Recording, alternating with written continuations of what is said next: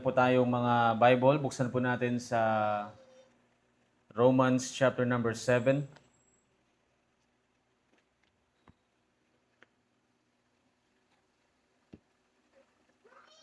Romans chapter number 7 verses 8 hanggang verse number 11. Yan. Sabi ng Bible, Romans chapter number 7 verse number 8. But sin, taking occasion by the commandment, wrought me all the manner of concupiscence, for without the law sin was dead. For I was alive without the law once, but when the commandment came, sin revived and I died. And the commandment which was ordained to life, I found to be unto death. For sin, taking occasion by the commandment, deceived me, and by it slew me. Tayo po'y manalangin. Dakilang Diyos na makapangyarihan sa lahat, salamat Panginoon sa gabing ito na pinagkaloob niyo po sa amin. Salamat o Diyos sa inyo pong kabutihan. Lord, dalangin ko po Panginoon sa gabing ito na ikaw po ang manguna po sa amin. At dalangin ko rin po o Diyos na makita po namin ang mga bagay na dapat namin makita sa inyo pong salita Panginoon. At makatulong po ito sa amin Panginoon sa buhay namin bilang isang Kristiyano Panginoon. Lord, dalangin ko po Diyos sa mga kapatiran na nandito, pagpalain niyo po sila. At Lord, maraming salamat, Panginoon. Tanggalin niyo po lahat, Panginoon, ng mga hindrances sa aming puso at isipan, O God, na kami po ay makafocus na makapakinig sa inyo pong salita at madala po namin to sa aming pamumuhay, Panginoon, sa araw-araw. Lord, tulungan niyo po ako, Panginoon, sa akin pong pagbabahagi ng inyo pong salita, Panginoon. Gamitin niyo po ako bilang isang instrumento lamang na maging daluyan ng pagpapala na nanggaling po sa inyong salita. Maraming salamat sa lahat ng inyong pong ginawa sa matamis na pangalan ni Jesus na aming tagapagligtas. Amen at amen. Muli mga kapatid, magandang gabi po sa ating lahat. And ngayong gabing ito po yung ating pag-aaralan. Hindi pa rin po tayo na natatapos sa bagay po ng in regards of kasalanan. And napaka-importante nito mga kapatid na dapat nating maintindihan yung bagay po na to dahil po mga kapatid, ang kasalanan po ang isang bagay na sumisira po sa ating buhay. No? Sumisira sa ating buhay bilang isang Kristiyano, bilang isang manggagawa po ng Panginoon. Kapag ang hindi po natin makuha at hindi po natin maintindihan yung mga bagay-bagay na dapat natin makita sa salita po ng Diyos, usually po mga kapatid, sa parating po sa kasalanan, ito po mga kapatid, mga minamahal, ang sisira po sa ating buhay na malayo tayo sa gawain ng Panginoon, malayo tayo sa simbahan, and mga kapatid, most especially sa mga young people po, hindi bibigyan ka ng pleasure ng mundo pero hindi niya po ibibigay sa inyo yung dapat po ninyo matanggap na nanggaling po sa salita po ng Diyos. So tandaan po natin mga kapatid na ang kasalanan po ay lagi po yung naghahanap or anything na naglulok po ng opportunity sa atin pong buhay.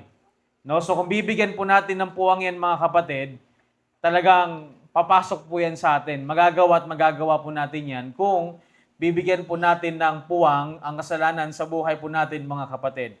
Ang katotohanan po na nanggaling po sa banal na kasulatan ay dinala po ni Apostol Pablo. Kaya makita po natin dito mga kapatid sa verse number 8 na sabi yan, but sin, taking occasion by the commandment. Now, makita mo dyan mga kapatid, kung paano po ba nag-took occasion. No? Sabi ni Apostol Pablo sa verse number 7, makita natin dyan mga kapatid, what shall we say then? Is the law sin? God forbid, nay, I had known sin, but by the law, for I had known the last, except the law had said, thou shalt not covet. Mga kapatid, isang bagay po na makita natin na si Apostol Pablo, hindi niya po alam yung bagay po parating po sa last, na this is, makita natin mga kapatid, where the point of yung pagiging innocence or having wala pong idea na ito pong last pala mga kapatid is mali pala ito. So parang mga minamahal, ang nangyari po is that one man is having an innocence in regards of wala po siyang idea kung mali ba o tama yung kanya pong ginagawa. Pero mga kapatid, nung panahon po na na-broke po yung innocence ng isang tao po mga kapatid, diyan na po makikita natin mga kapatid na nag-declare yung law that the sin is wrong. Now, sa atin po mga kapatid, if every individual po mga kapatid is, alam naman po natin naturally, we are rebellious. Naturally, we are makasalanan. No? So, hindi po natin madidinay yung bagay po na yan mga kapatid. Because nandyan po talaga sa atin yan mga kapatid. Pero nung na-break po mga kapatid, yung innocence ng isa pong kasalanan po mga kapatid, nung dumating po yung batas at nag-declare yung batas po mga kapatid na kung ano bang sin nito at sinabi niya to mga kapatid, then kapag nagkakaroon tayo ng mga parang feeling natin mga kapatid, nagkakaroon tayo ng restriction sa isang bagay, na binabawalan tayo sa isang bagay, pinagbabawalan ka sa ganito, hindi ka pwedeng gumawa ng ganito. Minsan mga kapatid, because of our rebellious spirit, because of our sinful nature, because of our sinfulness mga kapatid, ang ginagawa po natin is that we want to break it. Amen? Now imagine mga kapatid, again, I'll say this thing now when Moses went up into Sinai po mga kapatid, and isa dun sa mga dala-dala niya na commandments mga kapatid is, thou shalt have no other gods before me. Huwag din mag-worship ng ibang Diyos. Pero pagbaba po nila mga kapatid, nagulat si Moses na yung ginagawa po ng Israel po mga minamahal is that they already broke the law po mga kapatid because they're looking na sino yung maglilid sa atin, sino yung ating Diyos gusto nilang makita. Now mga kapatid, yan po yung isang bagay na the moment we talk about prohibition po mga kapatid, na pinagbabawalan tayo or how, kung paano mo siya intindihin po mga kapatid, parang hindi ka pinayagan ng ganito, wag mong gagawin yung bagay na yan, then doon po nagsa-start na maging covetous po tayo at doon po nagsa-start po mga kapatid na we learn to lust. So, lust, hindi lang naman po yan yung lust in the eyes, lust in the flesh, and pride of life. So, hindi lang po yan mga kapatid na lust na whatever lust ng inisip natin, but it's generally po mga kapatid sa bawat isa po sa atin. Now, this is how yung kasalanan po mga kapatid that would take occasion by the commandment. Now, let's read again verse number 8. But sin, taking occasion by the commandment, wrought in me all manner of concupiscence, for without the law, sin was dead. Now, mga kapatid, the very existence of the law is, kumbaga, something of our sin, or yung sinful nature po natin mga kapatid, that yan po yung bagay na isang nakakalungkot po mga kapatid na mag-i-encourage po sa atin na magpakasala or gumawa ng kasalanan po mga kapatid. Kasi bakit? Nandito po tayo sa ating laman. Kaya kung pagbibigyan po natin yung mga kapatid, yung existence ng bagay po na yan, or the existence of the law, mga kapatid, we feel like it encourages us to sin. Pero mga kapatid, what is worse is yung kasalanan mismo mga kapatid na nag-abound po mga kapatid, na yan po yung na-expose po sa bawat isa, ang nangyari po is naging covetousness to become lust. And lust end up being all manner of concupiscence po mga kapatid. Kaya mga kapatid, wag po tayong masyadong, kaya minsan dapat maintindihan natin minsan pag na-expose tayo sa kasalanan, kapag masyado tayong na-expose sa tingin natin na parang okay lang, tandaan natin mga kapatid that the sin will take occasion by the commandment because nung dumating po yung batas po mga kapatid, that's where they understood that this is sin, that is wrong, that is bad. Ito dapat yung gagawin ng isang bagay. But the truth is, mga kapatid, that without the law, sin would have been dead or man would not have any idea about what is wrong or right. Pero mga kapatid, hindi po natin matatanggi na dumating po yung batas, yung law. And sin became alive. Because, ano po mga kapatid, dahil po yan sa batas, yung kasalanan po naging nabuhay, but the law is not sin. Of course, it's not it's absolutely not. Minsan mga kapatid, baka magkaroon tayo ng wrong idea sa bagay na yan. Ibig sabihin pala, nung dumating, mas maganda pang hindi pa dumating yung law. Hindi rin po pwede mga kapatid, kailangan po dumating yung batas kasi mga kapatid, that would give everyone a knowledge of sin. And we have all the free will, mga kapatid. May free will ka, may free will ako kung gagawin pa natin yung isang bagay na yan o hindi. Tandaan po natin mga kapatid na pipili ka.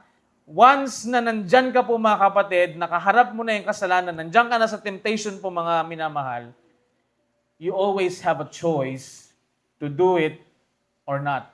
Amen? Because the law is the knowledge of sin. So mga kapatid, the moment that we understood it mga minamahal, then it is.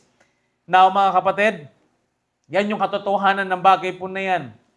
Na hindi po talaga yung batas is nandyan kasi parang mag-iisip na lang. Mindset na lang po natin yan mga kapatid na isipin natin sana hindi na lang nagkaroon ng batas para hindi naging ganito. But it is important na nandyan po yan mga kapatid. And that is one of the will of God in the dispensation po mga kapatid is that the dispensation of the law. No? And sabi ito mga kapatid sa verse number 9, for I was alive without the law once. But when the commandment came, sin revived and I died. Yan yung mga kapatid yung sinabi ni Apostol Pablo sa bagay po na yan mga kapatid. Kaya mga kapatid, kailangan po nating maging aware kung paano po nag-work yung kasalanan. Kailangan maintindihan mo yung bagay na yan mga kapatid so that ikaw mismo mga kapatid, that when the time comes na nandiyan ka sa gitna ng temptation, nandiyan ka sa gitna ng kung saan na parang ang nakikita mo is puros kasalanan mga kapatid, kaya mo siyang labanan. Amen? Hindi yung sasabihin mo na lang na nahulog kasi ako. Kumbaga lagi na lang tayo magrarason mga kapatid. Mahina kasi ako. Nahulog ako, hindi ko sinasadya. Na mga kapatid, we shouldn't, parang kung mas maari po na hindi na dapat tayo magrason sa mga bagay-bagay. Alam natin mga kapatid na ang kasalanan is magdi-destroy po yan sa atin pong buhay. And where Apostle Paul says that he was alive without the law. But when the commandment came, sin revived, and I died. It is, ang kasalanan po mga kapatid, kung paano siya mag-work is very malicious. Hindi parang minsan hindi mo alam na kasalanan na pala yan. And yung kasalanan po mga kapatid, tatanggalin ka po niya sa dapat na tama. Alam niyo po mga kapatid, kapag ikaw ay napunta na sa yung parang ikaw wala ka na sa sarili mong parang nawalan ka ng wisdom sa salita po ng Diyos. Minsan nakala mo yung ginagawa mo okay lang. Amen? Minsan kala mo, pag nandito ka, okay lang. Yung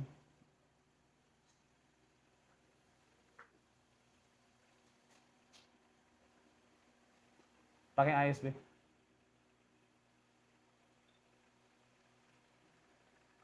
Minsan nakala mo, yung ginagawa mo is ayos pa. Alam niyo po bakit mga kapatid? Kasi hindi mo alam kung paano nag-work yung kasalanan sa buhay po natin. Yung pananamit mo, yung pananalita mo, kung paano ka na ngayon makipag-usap sa tao, kung paano mo na pinipresent yung sarili mo sa mundo. That's how yung minsan mga kapatid na ang Kristiyano nawawalan po ng wisdom sa bagay po na yan. Masakit man yung katotohanan mga kapatid, pero masakit talaga yan. Kapag tinatamaan tayo mga kapatid ng salita po ng Diyos when it comes to sin. But mga kapatid, sino po yung nagbigay ng puwang, sino po yung nagbigay ng opportunity sa sin na mag-destroy po sa buhay po natin? Tayo din naman yan mga kapatid. Amen? So mga kapatid, the sin and how it is work po mga kapatid, it is malicious. It is what? It will take you away kung ano po yung tamang mga bagay. At ito po ay devious po mga kapatid. Masyado pong, anong tawag niyan? Divisive yung kasalanan po mga kapatid.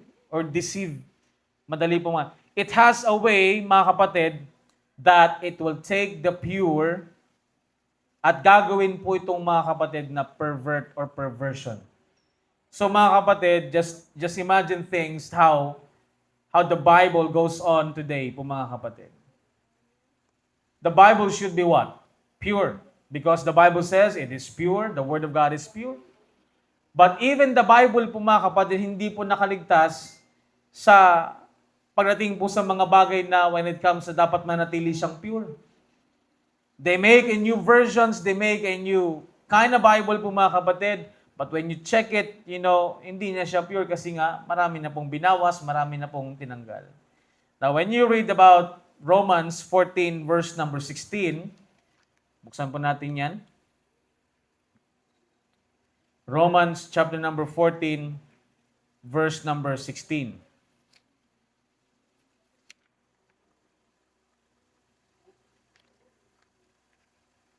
The Bible says, "Let not your good be evil spoken of. For the kingdom of God is not meat and drink, but righteousness and peace and joy in the Holy Ghost." Verse number 18, "For he that in these things serveth Christ is acceptable to God and approved of men. Let us therefore follow after the things which make for peace, and the things wherewith one may edify one another." Amen. Kaya mga kapatid, kailangan po nating magbantay sa atin pong mga sarili.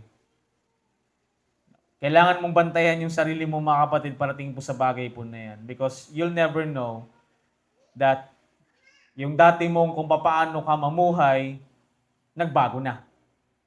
Amen?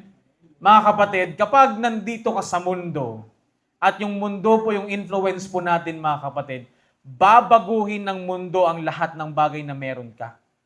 Kung hindi mo alam at hindi mo babantayan yung sarili mo mga kapatid. And that is, hindi na po yan bago mga kapatid.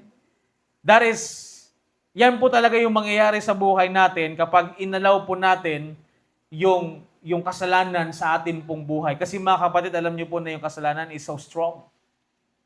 And it seizes every opportunity to destroy. Naghahanap yan mga kapatid ng pagkakataon na sirain ka at even po mga kapatid that even uses the law to deal more of damage. Pero alalahanin natin mga kapatid kung paano po, how things goes po mga kapatid, that this is where the grace comes in. Kasi mga kapatid, nung pumasok po yung law, it gives a knowledge of sin. And every one of us was what? Sinners. Pero mga kapatid, the good thing about, the blessed thing na meron po tayong mga kapatid is that the grace comes in. Yung biyaya po mga kapatid na nilagay po doon sa Panginoong Jesus, na yung lahat ng kasalanan na dinala po ng batas, and mga kapatid, ang Panginoong Jesus, binayaran po ng kanyang dugo doon po sa cross ng Kalbaryo po mga kapatid, na siya'y namatay para sa ating kasalanan nilibing at muling nabuhay po mga kapatid. That even though na yung kasalanan is so strong, or was strong po mga kapatid, the grace is greater than all our sins. Amen? Naalala niyo yung kanta na yan mga kapatid? Grace is greater than all our sins. Amen? Romans chapter number 5, verse number 20. Sabi ng Bible dyan mga kapatid, "Moreover, the law entered that the offense might abound, but where sin abounded, grace did much more abound." Amen? So sin abound, but grace did much more abound. For us by the law is the knowledge of sin in every man, For a grace of God that bringeth salvation hath appeared to all men. So mga kapatid, nung panahon na nandyan yung batas, na grabe po yung kasalanan. Kasi bakit mga kapatid? Because ang tao, nagkaroon po sila ng knowledge sa bagay po na yan. Yung karamihan po mga kapatid, kung ano pa yung kasalanan, yung pa yung ginagawa. Amen? Kung ano pa dapat yung hindi gawin, yun pa yung ginagawa. Para lang diyan mga kapatid, pag tumanda ka at nagkasakit ka. Yung mga bawal, yun yung gustong-gusto mo. But mga kapatid, salamat sa Diyos because even though that sin abounded, grace did much more abound. And the grace that God bring to us, bring its salvation hath appeared to all men. Now, verse number 9, Paul described himself as one who was once lived with no awareness of the law. Kaya mga kapatid, sabi niya sa verse number 9, for I was alive without the law once. Amen. No awareness of the law. In that state po mga kapatid, he was alive at hindi po yun yung parang wala siyang kasalanan po mga kapatid, but the innocency about the sin. So mga kapatid, parang halimbawa mga kapatid yung bata. Yung mga bata, nakikita po natin yan mga kapatid na nakakagawa sila ng kasalanan. Amen? Pero tingin mo ba alam nila kung tama yan at mali? Malalaman lang nilang na mali yan mga kapatid if someone would tell them that that's wrong. Kaya nga merong iba, di ba? Hindi, okay lang. Kaya mga kapatid, kapag nagkakaroon talaga ng may ginagawang mali yung bata mga kapatid, we have to tell them that that's a sin. Amen? So that malaman po nila mga kapatid. They don't have a knowledge about it when they committed sin po mga kapatid. They don't know if it is wrong or right. But if you teach them how to commit sin, they will do it ignorantly. Alam natin yung mga kapatid, may mga magulang na uutusan yung kanilang anak, magnakaw ka, ganito anak, gawin mo to, ganito, ganyan, gawin mo yan.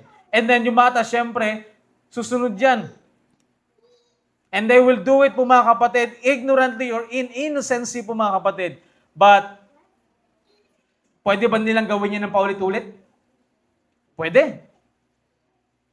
Probably, kasi nga mga kapatid, they don't know yung tinuro po sa kanya, yung pagiging inosente ng isang bata about that particular sin po mga kapatid, is that yan po yung bagay na magpapatuloy, gagawin niya pabalik-balik kasi hindi naman niya po alam yung bagay po na yan.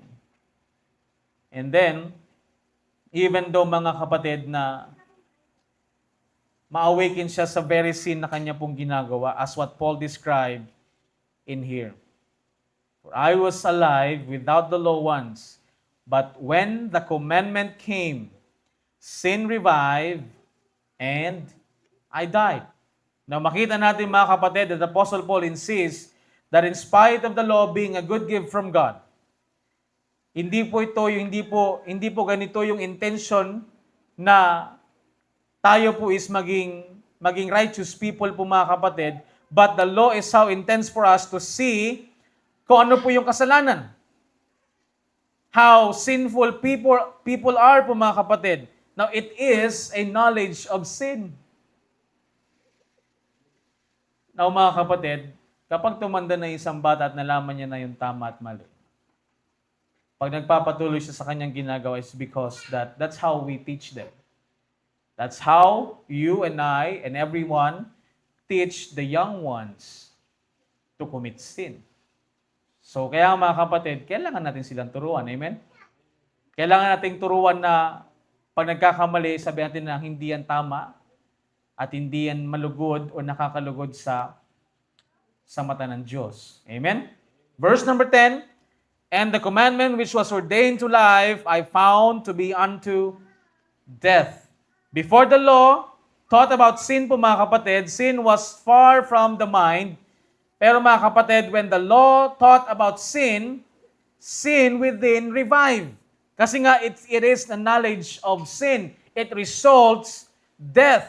Kaya ngayon po mga kapatid, kung ano po yung nakikita po natin dito sa verse number 10, ito po yung sinasabi ni Apostle Paul na yung bagay na yung, and the commandment which was ordained to life, I found to be unto death. Kaya mga kapatid, in previous verses po mga kapatid, sinulat po ni Apostol Pablo yung bagay na he died and more of it is spiritually po mga kapatid. Hindi siya namatay na physical mga kapatid kasi minsan katulad yan yung doon sa kay Adam tsaka kay Eve. They parang ginagawa nilang mga kapatid na ginawa nilang literal. But it is not. It is more of what? Spiritual po mga kapatid. Amen. When he became aware of the law, ito po ibig sabihin ni Apostol Pablo po mga kapatid sa kanyang own perspective at coming into realization po mga kapatid that he was not a righteous or good, but he is a what? A sinner. Amen? Now, mga kapatid, nakita natin dito that Paul writes here, the commandment promise life. That is, some believe po mga kapatid that the purpose of the law was to show human beings how to live in order to be righteous before God. Kaya lang mga kapatid, ang nangyari po is naging worse din po mga kapatid. Kaya kung tayo po ay magpapatuloy po sa commandments, in other words po mga kapatid, God will give us life. Pero yung katotohanan po mga kapatid, that they may be in a literal sense po mga kapatid, we are sinners and nobody can keep the commands of the law. Kaya mga kapatid, the Romans says in verse number 10, as it is written, there is none righteous, no, not one. Amen? Romans 3:10. Romans 3 verse number 23. For all have sinned and come short of the glory of God. We all break them. We always fall short and struggle in sin. Amen. Pero mga kapatid, kahit nagsastruggle tayo sa kasalanan, pwede mong mapigilan yung bagay po na yan kung naiintindihan natin kung paano po kumilos ang kasalanan sa buhay natin. Pero kung hindi mo alam mga kapatid, na hindi mo alam na kinakain ka na pala ng kasalanan, na nandyan na pala yung kasalanan mga kapatid, you will see that later by later po mga kapatid, or little by little, parang okay lang, ito lang naman. Mamaya makita mo mga kapatid, is that natalo na pala tayo. Nawala na pala mga kapatid. So law was one bring life. But si Apostle Paul po mga kapatid, he found death because of sin, taking occasion by the commandment. Now mga kapatid, ang tanong, mali ba yung batas? Of course, no. It is a simple truth po mga kapatid, na ang ating pong kasalanan, hindi mo siya dapat kunin or taken lightly. Hindi mo siya dapat ugaliin na, ito lang to, kaya ko naman, okay lang to, ito lang naman eh. Hindi lang naman ako nagsabi ng totoo, okay lang yan. Ito lang naman yung ginawa ko, isang sinungaling lang naman yan, okay lang yan. Pero later mga kapatid, yung isang mong sinungaling, naging dalawa na yan. Sunod niyan, di mo alam, 5 na. Sunod niyan mga kapatid, parang you are used to lie. You are used na hindi, parang nakasanayan mo nang hindi ka magsabi ng totoo. Amen? So mga kapatid, hindi mo pwedeng i-take lightly yung mga bagay na yan kasi nga pag yan is nakasanayan mo sa iyong buhay mo mga kapatid, mahihirapan ka ng pigilan yung bagay na yan kasi nasa loob mo na. Amen? But mga kapatid, the law was not flaw. It is a simple truth na ang kasalanan is wag po natin kumbaga parang yan lang siya. Don't take it lightly po mga kapatid. Verse number 11, for sin, taking occasion by the commandment, deceived me, and by it, slew me. Amen? Slew, pinatay. Because mga kapatid, sin will deceive you. Ang kasalanan mga kapatid, masarap lang yan sa una. Kaya wag mo nang unahan na gawin yung bagay po na yan. Wag na po nating subukan na gawin. Kung alam mong kasalanan na yan, iwasan mo na lang kaagad. Kung alam natin na hindi makapagbibigay ng glory sa Panginoon, wag mo nang gagawin. Amen? Now this is an encouragement to us. To every one of us po mga kapatid. Don't take it so lightly mga kapatid because you'll never know it deceive you and later on you'll know that you fall into it. Kaya mga kapatid, we ought to take care in dealing with sin. Kaya mga kapatid, isang bagay na parang ang hirap niyang gawin mga kapatid, ang hirap niyang minsan dinipreach kasi nga syempre sa panahon po natin ngayon that even yung sin wala na pong magagawa sa ating kaligtasan. And so the other one po mga kapatid, the other groups po mga kapatid, they don't believe about what? About that once saved, always saved kasi nga magkakasala po mga kapatid. And they don't understand the thing that God forgave us in all our sins. Kaya lang mga kapatid, eto pa kasi tayo at buhay, at pwede pa rin tayong ma-deceive po mga kapatid ng kasalanan. Kaya nga we have to take care about dealing in sin. Na wag po tayong magbigay po ng alibay or ng reasons. Bata pa ako. Okay pa ako sa ganito. The moment you understand that this is sin, don't take it so lightly. Don't let the sin deceive you po mga kapatid. Lest we cause sin in process. Pag na-process na po yan sa atin mga kapatid, palagi na po natin ginagawa yan mga kapatid, ano po mangyayari dyan? Makakasanayan mo na yung isang bagay na kasalanan. Amen? Mga kapatid, kung pwede na tayong mamuhay ng tama kagad, gawin na natin. Habang tayo ay bata pa, habang tayo ay hindi pa namumulat sa mga kasalanan po mga kapatid.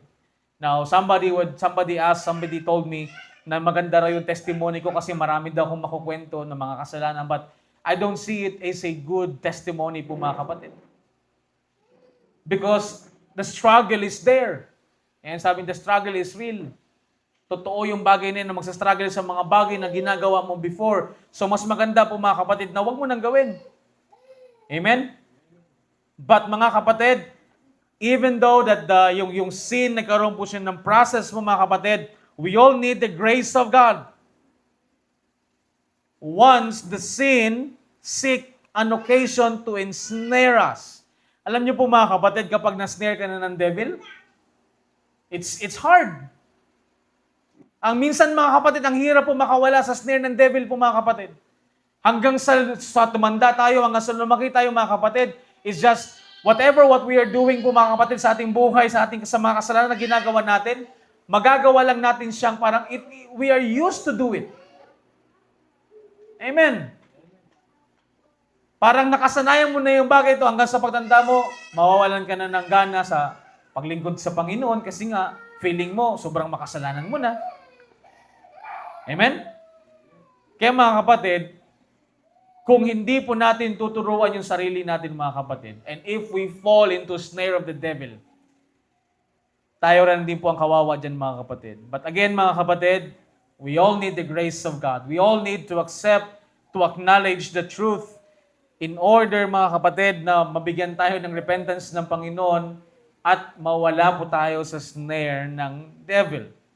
Jesus Christ died, His death for sins, His burial and His resurrection has already freed us from sin.